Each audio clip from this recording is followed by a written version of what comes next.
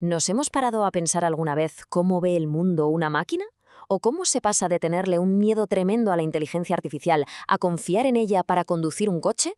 Bueno, pues hoy vamos a meternos de lleno en estas preguntas a través del viaje de Sayed Al-Raesi, un ingeniero que no solo está programando el futuro, sino que además lo está explicando al mundo de habla árabe de una forma totalmente nueva.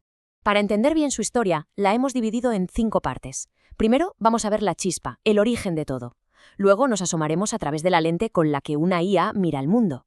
De ahí pasaremos a la prueba de fuego, el dilema de la confianza entre humanos y máquinas.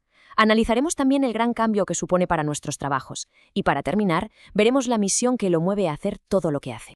A ver, como en toda buena historia, hay que empezar por el principio. Y para Zayed, su carrera no fue una decisión fría y calculada. Fue, más bien, una fascinación que le venía desde pequeño. Antes de ser una profesión, la tecnología era para él una pasión de las de verdad. Y esta frase suya lo resume todo a la perfección. Él dice: sabía que quería meterme en algo relacionado con ordenadores. Siempre me ha encantado este campo, tuviera éxito o no. Ojo con esta mentalidad, ¿eh? No se trataba de buscar un trabajo seguro, sino de seguir una vocación. Y esa es una base potentísima para construir cualquier carrera. Y claro, su trayectoria es el reflejo de esa pasión. Empieza a estudiar en 2017, pero el punto de inflexión llega en 2021, con un curso sobre coches autónomos, que literalmente le abrió los ojos a un mundo nuevo. Se gradúa, pasa por una startup, y es ahí, sobre 2022, cuando se da cuenta de algo crucial. Casi no hay contenido tecnológico bueno en árabe. Y en vez de quejarse, decide hacer algo al respecto.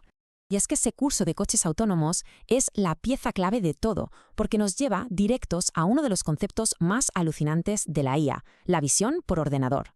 O sea, ¿cómo narices ve una máquina? La pregunta parece de ciencia ficción, pero la respuesta es fascinante. ¿Cómo ve de verdad la carretera un coche que se conduce solo?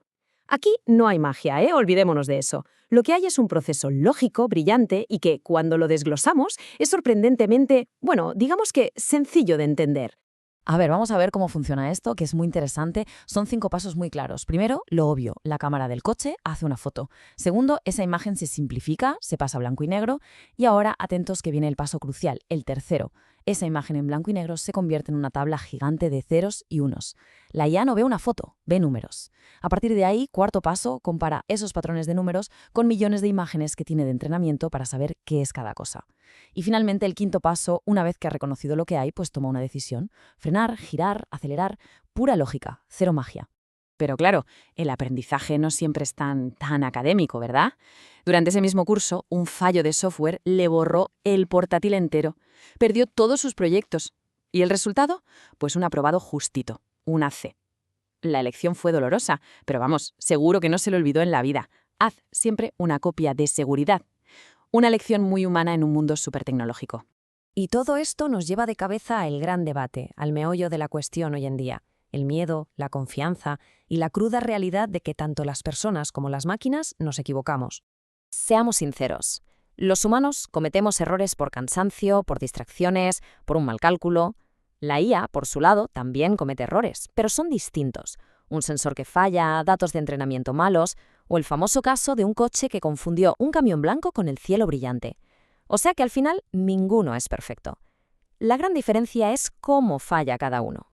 Y para entender cómo se construye esa confianza, nada mejor que su propia experiencia. Zayed lo cuenta así. Al principio, cada vez que lo activaba, agarraba el volante. Ahora se me olvida que estoy conduciendo. El miedo, como él dice, se va con la experiencia. Es un recordatorio potentísimo de que la familiaridad es el mejor antídoto contra el recelo, tanto para una persona como para toda la sociedad.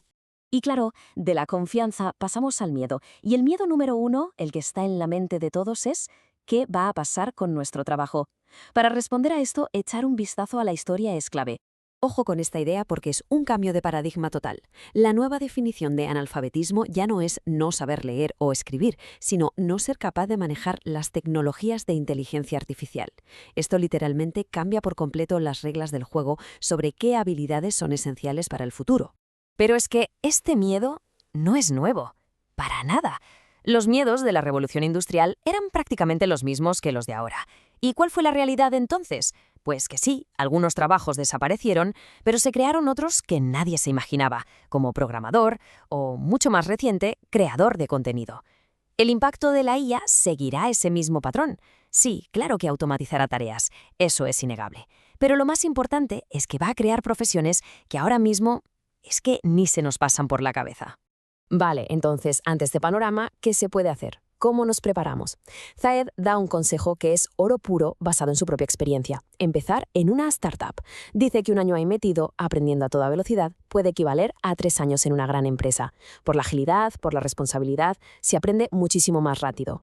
Y todo esto, esta visión del futuro y de cómo prepararse para él, nos lleva directamente a lo que mueve a Zaed hoy, a su misión. Una misión que se centra en una necesidad que él considera crítica, crear una nueva alfabetización digital, una educación tecnológica que sea accesible para todo el mundo y, muy importante, en su propio idioma. Su motor, lo que le empujó a todo esto, fue algo muy simple pero muy potente. Se dio cuenta de la enorme falta que había de contenido bueno, de calidad y en árabe, que explicara bien la programación y la IA, y decidió que, en lugar de lamentarse, él mismo iba a ser parte de la solución. Y el impacto de su trabajo, pues, no tardó en llegar y de la forma más inesperada. Un vídeo suyo explicando un modelo de inteligencia artificial de allí fue compartido en una historia por el mismísimo jeque Saif bin Said. Imaginaos, ese reconocimiento de tan alto nivel fue un empujón increíble y la prueba de que su misión era más importante de lo que pensaba. Y parte de esta nueva cultura digital que él impulsa incluye un consejo que es fundamental. Lo llama prudencia digital. Y no es más que tener muchísimo cuidado con los datos que le damos a las herramientas de IA. La regla de oro es muy simple. Nunca, jamás subas documentos confidenciales o detalles personales sensibles. Y si alguien piensa que esto es una exageración, que sepa que el mismísimo Sam Altman, el CEO de OpenAI, lo advirtió muy claramente. No se debe usar ChatGPT como si fuera un terapeuta o un abogado, porque esas conversaciones se pueden entregar a las autoridades si las piden. O sea, que quede clarísimo, lo que contamos ahí dentro, de privado, tiene poco. Al final, la clave de todo es esta. Ya estamos, de alguna manera, hackeados por la cantidad de datos que cedemos voluntariamente cada día. La IA solo hace que esto sea más evidente. Por tanto, la pregunta final no es si la IA va a formar parte de nuestro futuro, porque eso ya es un hecho. La verdadera pregunta es, ¿cómo vamos a elegir navegar ese futuro? ¿Con qué nivel de conciencia y de prudencia? La decisión, al final, es nuestra.